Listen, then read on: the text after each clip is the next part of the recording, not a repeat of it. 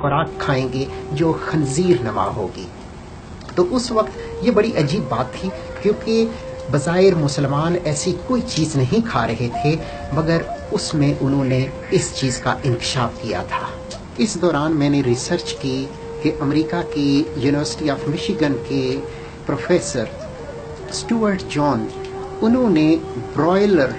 Chicken کے بارے میں ریسرچ کی، اور انہوں نے اس طرح کہا کہ خنزیر اور برائلر چکن کی جو ماڈل ہے وہ ایک ہی ہے، یعنی کہ اس میں جو امینو ایسڈز کی ترتیب ہے وہ بہت زیادہ ملتی جلتی ہے. دوسرے لفظوں میں جو برائلر چکن کریٹ کیا گیا ہے وہ خنزیر کے ماڈل پر ہی تیار کیا گیا ہے. یہ ایک بہت بڑا انکشاف تھا جس کی وجہ سے امریکہ کی ملٹی بلین ڈالر کی انڈسٹری متاثر ہو سکتی تھی. انہوں نے ڈاکٹر اسٹوارٹ جانس کو گرفتار کیا اور انہیں پاگل قرار دیا اور انہیں مینٹل ہاسپٹل میں داخل کر دیا، اور پھر نومبر 2015 میں اس ہاسپٹل میں ہی اس کی موت بھی واقع ہوگی، جو کہ بظاہر کوئی ایسی ریزن نہیں تھی، شاید ان کو قتل کیا گیا ہو تاکہ یہ ریسرچ آگے نہ آئے اور اس سے جو ہمارا نقصان ہوگا وہ اس نقصان سے ہم بچ جائیں. ان عالم دین کی بات کو اگر کنسیڈر کریں تو ہمیں اس چیز کا لازمی طور پر نتیجہ ملتا ہے کہ واقعی ہی پاکستان کی ایک ریاست ہندوستان سے جدا ہوئی ہے، اور ان کے لوگوں میں ایسی بے دینی ہے اور وہ ملک ایک افراتفری کا شکار ہے. تو ایک تو بات ظاہر ہو گئی، اور دوسری بات جو انہوں نے وہاں لکھی تھی کہ وہ خنزیر نما چیز کھائیں گے، تو اس کے بارے میں بھی یہ ریسرچ سامنے آ گئی ہے کہ وہ دراصل برائلر چکن ہے، جس کی ترتیب تقریباً خنزیر کے گوشت سے ہی ملتی ہے، اور اس کو اسی ماڈل سے ہی تیار کیا گیا ہے جس طرح خنزیر کو تیار کیا گیا ہے. یعنی کہ ان دونوں میں جو کیمیکل میک اپ ہے، ان کی امینو ایسڈز کی ترتیب ہے، وہ تقریباً ملتی جلتی ہے. دوسرے لفظوں میں ان کی یہ پیشنگوئی سچ ثابت ہوئی کہ لوگ ایسی روحانی امراض کا شکار ہیں، اور اس کی وجہ انہوں نے بتائی کہ وہ ایک خنزیر نما چیز کھانے کی وجہ سے ہوگی، اور وہ ڈیفینیٹلی برائلر چکن ہیں جو آج کل پاکستان میں بہت کثرت سے کھایا جاتا ہے، بلکہ پوری دنیا میں کھایا جاتا ہے. برائلر چکن طبی طور پر بھی نقصان دہ ہیں. امریکہ میں میرے ایک روم میٹ تھے جن کا پاکستان میں بہت زیادہ پولٹری فارم تھے، تو انہوں نے مجھے اس کی خوراک کے بارے میں بتایا.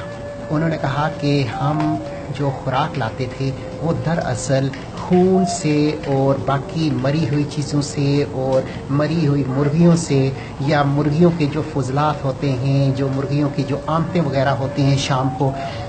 دکانداروں کے پاس بچ جاتی ہیں، وہ سارے اکٹھی کرتے ہیں، اس میں کچھ اور چیزیں ڈالتے ہیں، کچھ گندم ڈالتے ہیں، کچھ اور کیمیکلز ڈالتے ہیں، گندی چیزیں، اور اس کے بعد اس کو پروسیس کرتے ہیں، اور اس کے بعد اس سے خوراک بنائی جاتی ہے. تو جب وہ خوراک بن جاتی ہے تو اس خوراک کو پھر ان مرغیوں کو کھلایا جاتا ہے، اور اس میں ہارمونز بھی ڈالے جاتے ہیں، گروتھ ہارمون. تو اب وہ جو گروتھ ہارمون ہیں وہ جب انسان کے جسم میں جاتے ہیں تو وہ اپنا ایفیکٹ ضرور دکھاتے ہیں. جیسے جن گھروں میں یہ برائلر چکن بہت زیادہ کھایا جاتا ہے، وہاں کی جو بچے ہیں، خاص طور پر بچیاں، وہ وقت سے پہلے ہی بالغ ہو جاتی ہیں. جیسے لوگوں کو 13, 14, 15 سال کی عمر میں بالغ ہونا چاہیے، لیکن یہاں پر تو 8, 9 سال کے بچے بھی بالغ ہو جاتے ہیں. وہ تو ایک جو چھوٹی بچی ہے وہ پوری ایک خاتون بن جاتی ہے. تو کیونکہ وہ جو گروتھ ہارمون ہیں اس چکن میں وہ اس کے جسم میں جاتے ہیں اور ڈیفینیٹلی اس کو متاثر کرتے ہیں، اور اس کا بھی سسٹم انہینس ہو جاتا ہے گروتھ کا، جس کی وجہ سے وہ بڑی لگنے لگتی ہیں. اور اس کے علاوہ چونکہ یہ خوراک اس میں میوٹیشن ہوتی ہے، یہ اس چکن کو ڈالتے ہیں اور اس چکن نے 1.5 مہینے میں 2 کلو ہونا ہوتا ہے. تو اب چونکہ اتنی جلدی سے کوئی چیز گرو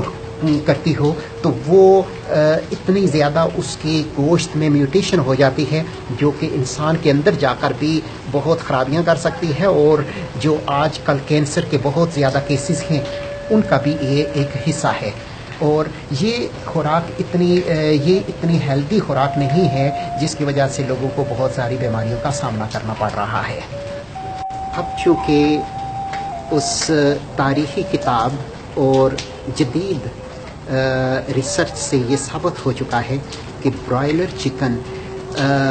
دراصل ایک بہت انہیلدی